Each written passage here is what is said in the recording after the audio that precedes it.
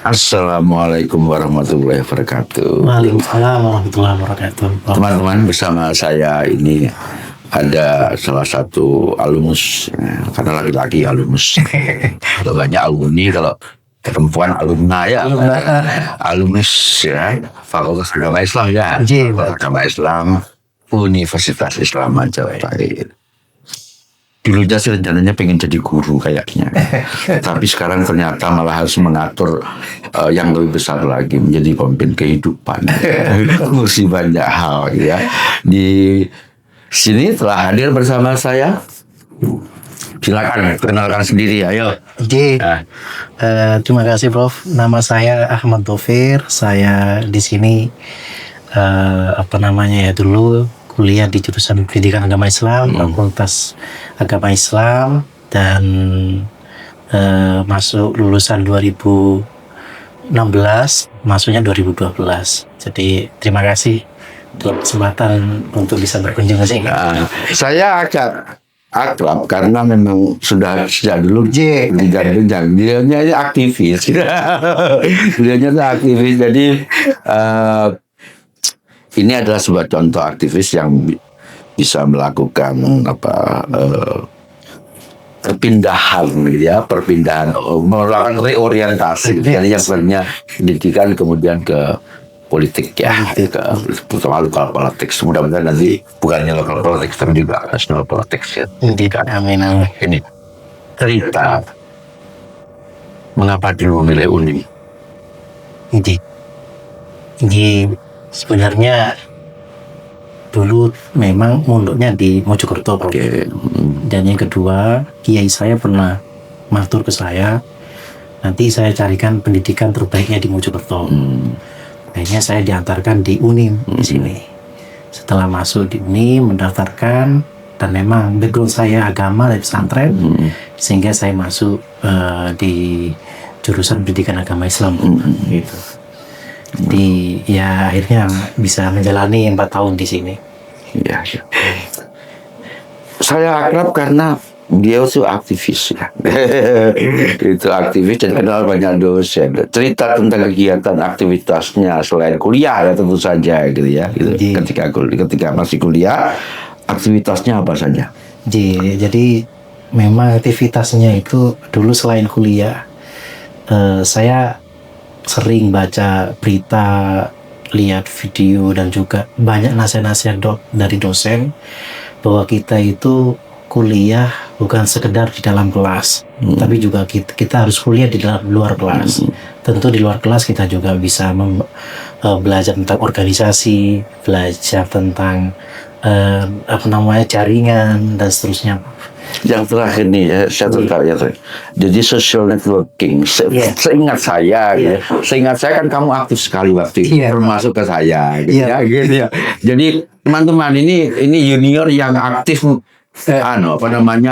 mencari ilmu dimanapun gitu, dalam situasi apa. Ini betul kan? Betul. Gitu. Nah, apa yang dipetik dari itu semua? Dalam proses hari ini, Prof. Ya. Jadi dulu memang kita lebih banyak aktif di luar kelas. Memang semata-mata adalah pokoknya nanti ingin bahwa kehidupan ke depan itu ingin nanti kita bisa menjalankan nilai-nilai yang kita pelajari di dalam kelas. Dan tentu itu banyak hal dan memang berkembang sekali, Prof. Dan saya juga butuh tentang leadership. Sehingga saya harus berteman banyak orang dan juga berkomunikasi tidak hanya dengan orang yang ada di UNIM, tapi di luar untuk bagaimana saya bisa berkembang lebih menjadi mahasiswa yang aktif di dalam kelas tapi juga aktif di luar kelas. Tapi pesan dari guru saya sebut aja dulu namanya Pak Saifuddin Zuhri. Sama-sama alumni sini juga jadi dosen di sini, Prof. Jadi kamu boleh aktif di organisasi, tapi juga kamu harus bisa IP kamu tinggi lah. Pembelajaran kamu bisa mengikuti. Jadi sehingga itu menjadi PR saya, Prof, untuk dua-duanya sama-sama bisa mengimbangi. Gitu. Kalau mau jadi aktivis, sekaligus jadi teladan, ya indeks prestasinya juga harus tinggi loh. Ya.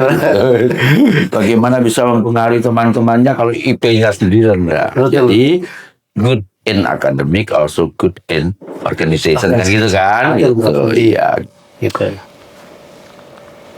Pak Saifuddin Syukri ya. Iya. Gitu. Nggak lupa ya sama nama dosennya ya. Kasih kan. Pengalaman paling menarik selama kuliah 4 tahun kan cukup panjang ya. Gitu. Yang paling menarik apa selama? Paling menarik itu di mana pada semester 3 itu saya merasakan betul di sini ini apa ya, tantangan untuk bisa anak-anak berkembang lebih, Prof. Teman-teman saya itu karena kebanyakan di lingkungan saya pada waktu itu anak-anak yang memang apa ya, karena kami ini adalah mahasiswa pagi dan memang ini itu tidak ada apa ya, kakak kelas itu di sore semua. Sehingga singkat cerita bahwa kita harus punya kegiatan yang itu bisa menginspirasi banyak mahasiswa, kaitannya dengan bahwa kampus itu jangan sampai di dalam kelas itu yang ramai tapi di luar kelas. Sehingga kita mengusulkan kegiatan-kegiatan, ya ada seminar nasional, ada juga apa namanya lomba-lomba kompetisi dan seterusnya. Sehingga pada waktu itu kami usulkan kepada dekan kami, dan kebetulan Pak Dekan yang mensupport, dan pada waktu itu sempat karena memang kami mengundang tokoh, Prof. Tokoh yang memang salah satu juga tokoh politik, ya apa namanya dari Menteri BUMN, dan juga untuk memaksimalkan jurusan yang ada di kaitannya dengan pengembangan teknologi pangan, Prof. Kerjasama dengan teman-teman kan juga teman-teman yang berkembang. Pada waktu itu apa namanya Pak Rektor sempat tanya kepada kami, kamu yakin melaksanakan ini? Insya Allah bisa, Pak. Sehingga kami diberikan kesempatan dan alhamdulillah semuanya kami kerjasama dengan fakultas yang lain untuk bisa melakukan kegiatan tersebut, dan itu luar biasa kesempatan pada kami mahasiswa kelas semester 3 diberikan dorongan oleh kampus dan kami bisa melewati proses itu dengan baik. Dan pada waktu itu Pak Menteri datang dan alhamdulillah kampus diberikan akses untuk bagaimana kerjasama dengan beberapa perusahaan yang ada di Mojokerto, khususnya di bidang pertanian, Bro. Gitu. Jadi pengalaman menggagas, mengatur, kemudian melaksanakan sampai mengevaluasi sebuah kegiatan yang cukup besar. Dan itu valuable, bernilai sekali sekarang ya. Alhamdulillah, Bro. Jadi itu teman-teman. Jadi belajar di organisasi itu by doing activities ya, itu planning, doing activities, bukan ceramai tetapi menggagas kegiatan, termasuk cari uangnya ya, termasuk cari sponsor karena itu tantangannya. Iya, jadi belajarnya by doing activities. Dan uniknya pada waktu itu Pak Rektor, saya akan membantu, tapi bukan berarti saya akan memberikan menyelesaikan semuanya. Sehingga pada waktu itu sempat namanya mahasiswa ya, diberikan loh, kok kan dibantu kampus dan sebagainya. Baru dikasih value itu sama Pak Rektor ketika selesai kegiatan. Ternyata kami kan berusaha untuk bagaimana menyiapkan segala sesuatunya, Bro. Kerjasama dengan sponsor dan sebagainya, komunikasi meyakinkan dan seterusnya. Dan alhamdulillah memang terkumpul kebutuhan materinya dan seterusnya, dan kami bisa lewati. Dan Pak Rektor bilang pada waktu itu, ini yang saya harapkan, bahwa kami harus mendorong agar kamu bisa bertumbuh kembang. Kami bisa bantu dana berapapun, tapi tidak bisa memastikan kamu menjadi orang yang bisa berkembang. Betul. Jadi itu apa namanya learning value-nya, kalau bahasa Islamnya hikmahnya. Itu lessonnya itu justru karena sudah melakukan itu, suka dukanya di situ. Kan memang prinsipnya kan begitu. Saya jadi ingat, kamu kan juga senang belajar filsafat toh? Kan jadi ingat pernyataan Nietzsche. Susah payah kan ya. Nah itulah apa yang oleh Nietzsche disebut sebagai prinsip di dalam belajar, yaitu what doesn't kill you makes you stronger. Rasa sakit, kesulitan yang tidak membunuhmu justru akan menguatkanmu. Jadi memang belajar itu dengan cara susah payah. Namanya berlatih susah. Baik. Nah sekarang pengalaman-pengalaman itu bernilai enggak ketika ketika masih kampanye, nah, ini kan kenapa lihat sih ya, ketika harus menggalang masyarakat, harus itu bermanfaat enggak pengalaman? Misalkan bermanfaat, Prof. Jadi itu sangat bernilai di mana pada waktu itu saya diminta untuk mencalonkan legislatif, Prof. Bukan orang Mojokerto, tapi memang dituntut untuk nyalon di Mojokerto. Akhirnya di dalam proses membentuk jaringan dan seterusnya, memang yang kami andalkan pertama, kami background pesantren, ya. Dari pendidikan agama Islam itu bisa mimpin ngaji, bisa mimpin sholat dan seterusnya. Disitulah kita dituntut untuk bagaimana melakukan pendekatan dengan masyarakat, mempromosikan kita bahwa kita ini punya visi ke depan, sehingga masyarakat itu mau mendengarkan visi misi kita, sehingga setiap hari itu jalan musola ke musola, Prof. Jadi sholat asar di situ. Ya nggak apa-apa, mantan aktivis. Akhirnya karena memang bro ya nggak, kita bukan ahli agama, tapi kadang diminta untuk ngisi baca ngaji kitab Fathul Qorib, kadang juga kaifiatus sholat. Orang-orang itu senang, Prof, gitu loh. Sehingga itu akhirnya membuat tantangan sendiri. Oh, dulu di Unim belajar agama itu metode pembelajarannya itu dipakai. Terus yang kedua, bagaimana tantangan dulu meraih sesuatu di Uni itu dampaknya dalam kesulitan daya, dalam keterbatasan daya. Dan bayangkan, Prof, saya itu tidak punya uang sepeser pun, dalam artian bahkan ratusan juta tidak punya. Tapi pada waktu itu memang kiai saya juga dalam hal proses itu memang memberikan itu, tetapi tidak banyak seperti halnya orang yang bisa nyalek. Makanya ketika suruh nyalek dengan dana yang sangat minim, itu kok suara bisa fantastis. Termasuk di dapil saya itu adalah nomor 2 dan mengalahkan incumbent yang sebelumnya, Prof. Ya, itu berarti sosial kapitalnya terbesar. Iya, besar. Iya. Jadi setiap hari itu ke rumahnya orang-orang. Nah, itu kan membangun modal sosial, loh. Betul. Iya, itu. Jadi itu kalau caleg-caleg yang nggak punya modal sosial ya harus beli lah.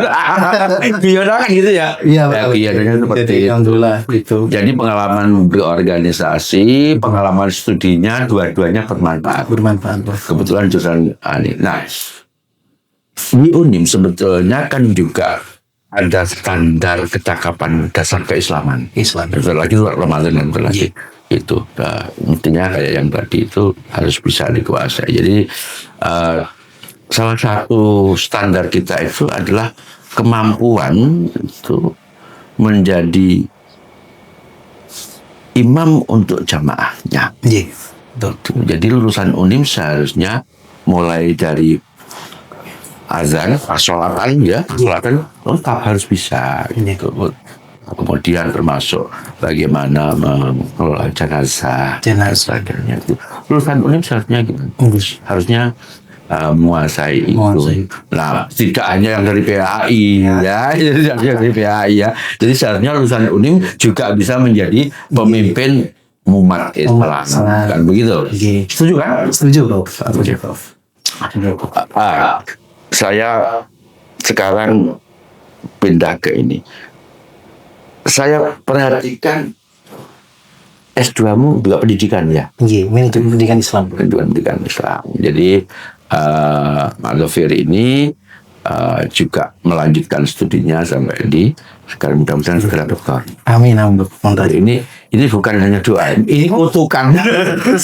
Kalau kutukan tapi positif itu mudah-mudahan. Ada pesan untuk teman-teman, terutama dari fakultasmu. Dari Fakultas Agama Islam. Jadi belajar boleh di mana saja, tapi kita harus punya cita-cita yang tinggi, harus punya niat yang bersih, baik, dan dilakukan dengan proses yang baik pula. Apapun nanti Allah yang akan menata perjalanan kita ke depan. Saya tidak pernah bercita-cita di politik. Saya ingin belajar agama, saya ingin belajar hidup. Tapi dalam perjalanan Allah memberikan hal-hal yang lain di luar saya, mengabdi kepada masyarakat. Dan tentu yang penting kita memberikan manfaat kepada diri kita dan khususnya pada masyarakat pada umumnya. Ibarat bibit. Nah, kalau zaman zaman dulu, zaman Pak Harto, zaman pembangunan dulu itu ada bibit namanya VUTW. VUTW itu bibit padi VUTW itu singkatan varietas unggul tahan warna.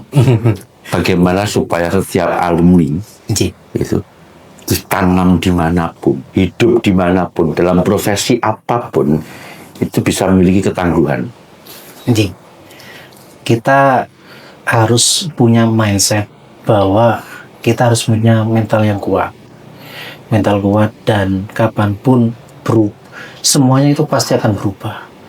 Dan yang paling penting adalah kita jangan sampai selesai di dalam belajar. Kita harus terus belajar dan update terus, khususnya kaitannya dengan pengembangan diri, informasi dan seterusnya. Dan yang terakhir, jangan lupa untuk terus mencoba terhadap hal-hal yang menjadi tujuan kita, Prof. Seperti itu. Cerita tentang pindah orientasi dari pendidikan ke politik ini gimana? Ini menarik, Prof.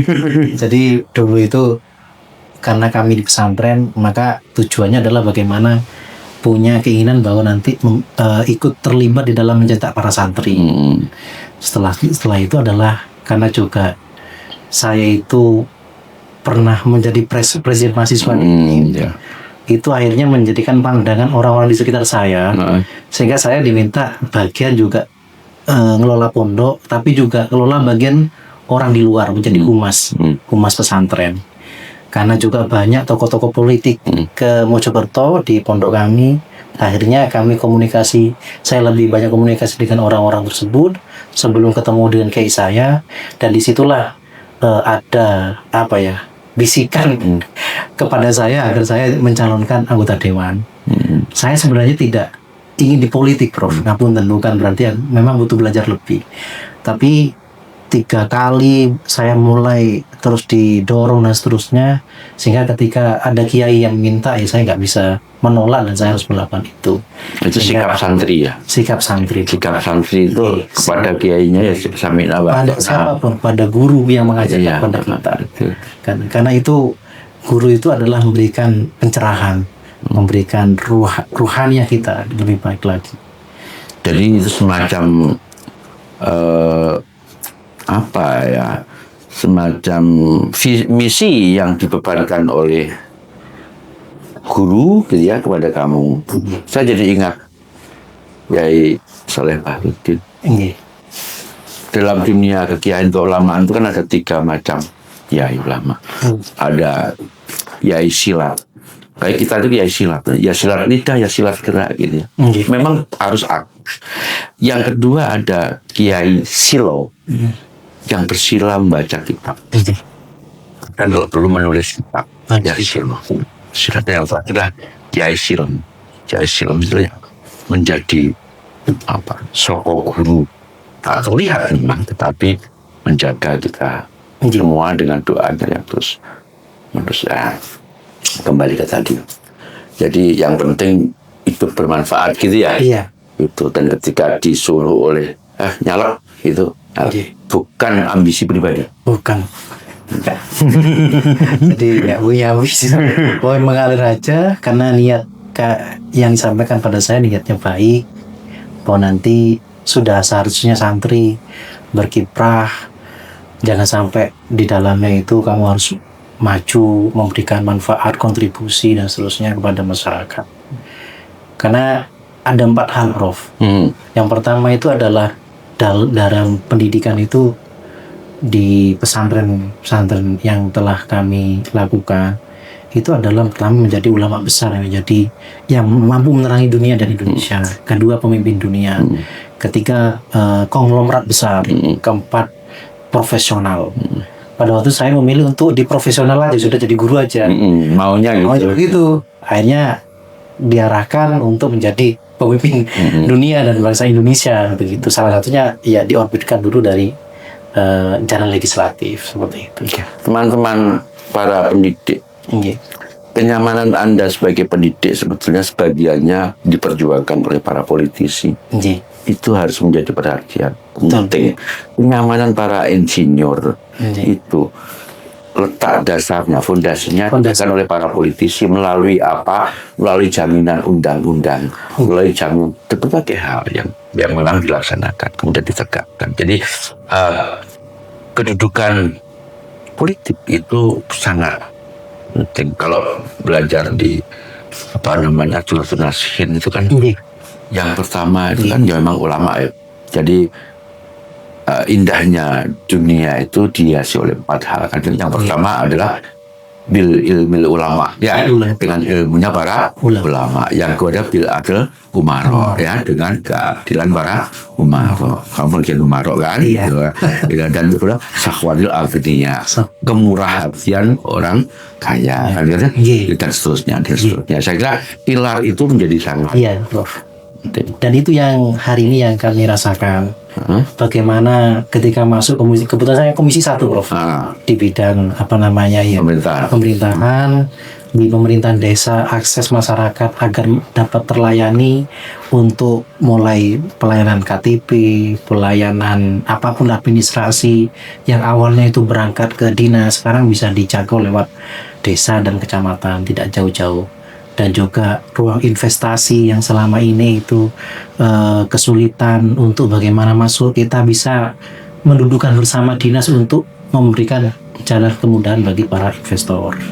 Yang ketiga adalah tentang kesehatan, Prof. Jadi sebelumnya di Mojokerto itu kesulitan untuk akses kesehatan, kita hanya mendorong untuk program UHC sehingga hari ini masyarakat Mojokerto bisa menggunakan hanya dengan KTP ketika berobat, seperti itu.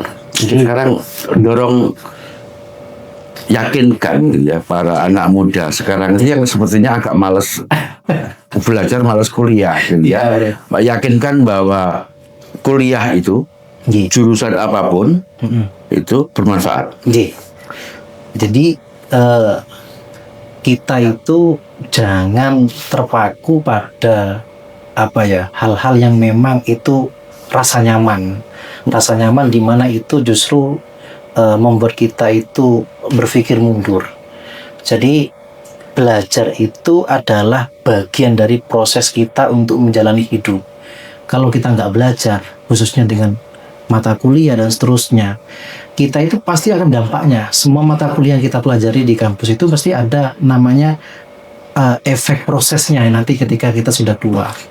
Maka pelajarilah betul, maksimalkanlah kesempatan yang ada agar nantinya kita mendapatkan sesuatu yang baik. Ada kalimat yang bagus, Prof, dari apa namanya Imam Az-Zarnuji di Ta'limul Ta'lim, ya. Al-jiddu yudni kulla amrin syashin.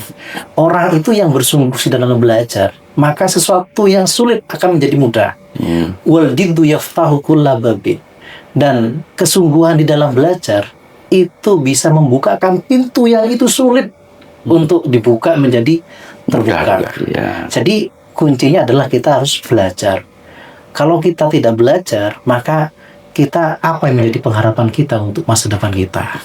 Jadi jangan kita berpikir sesuatu yang itu di luar ekspektasi kita, tapi kita lakukan proses yang ada, kita sungguh-sungguhkan prosesnya, insya Allah nanti Allah akan menata itu semua dengan baik. Dalam penilaianmu 0 sampai 10, seberapa besar Anda merekomendasikan program pendidikan agama Islam untuk dipilih? Pendidikan agama Islam ini kan memang sangat komprehensif, Prof.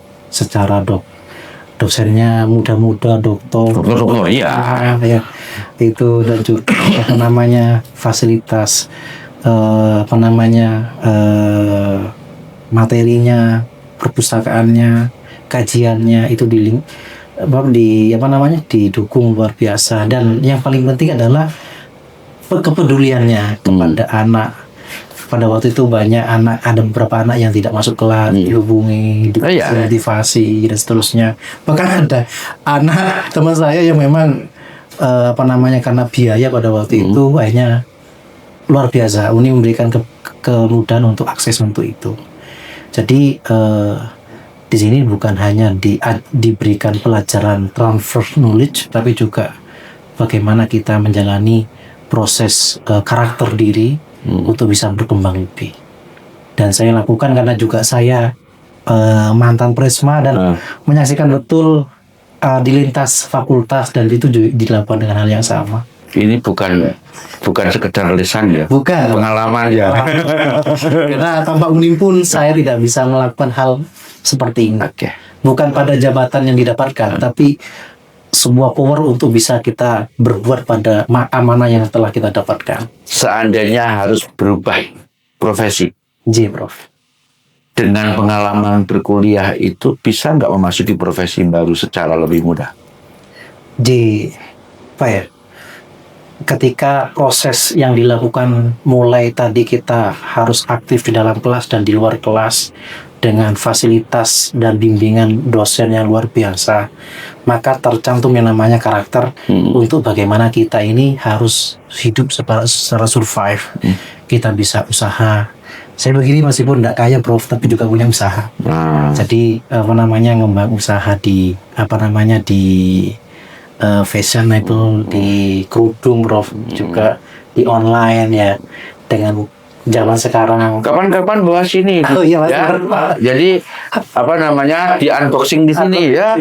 Itu ya. Ini bisa kita gunakan untuk hal-hal yang sifatnya bagus juga kok gitu ya. Tadi kan salah satu pengebangnya kan Safaril Agnia toh ya. Jadi orang kaya itu penting.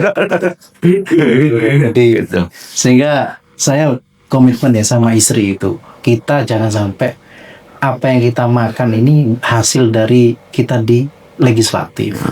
Kita harus mendirikan ini untuk perjuangan. Untuk keluarga kita harus ikhtiar usaha dari rezeki yang lain. Sehingga apa? Sehingga betul-betul kita ini menerima amanah ini tujuannya adalah untuk kebaikan pada masyarakat. Itu loh. Jadi kalau politisi itu belajarnya itu di PAI itu harus ada pemilahan seperti itu ya. Baik, terima kasih Pak Safir. Saya akan menutup untuk doa saya untuk alumni kita itu semoga segalanya bisa dilakukan dengan niat hasanah, Amin. cara bil hikmah, Amin. dan akibat maslahah. Amin. Itu namanya ma'ruf.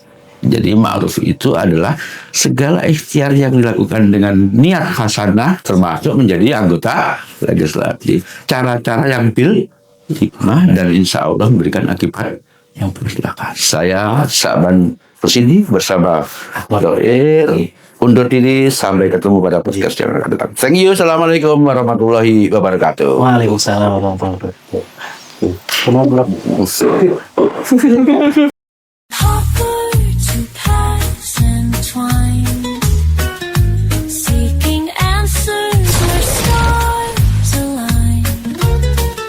The dance of science, they found their way, guiding minds to a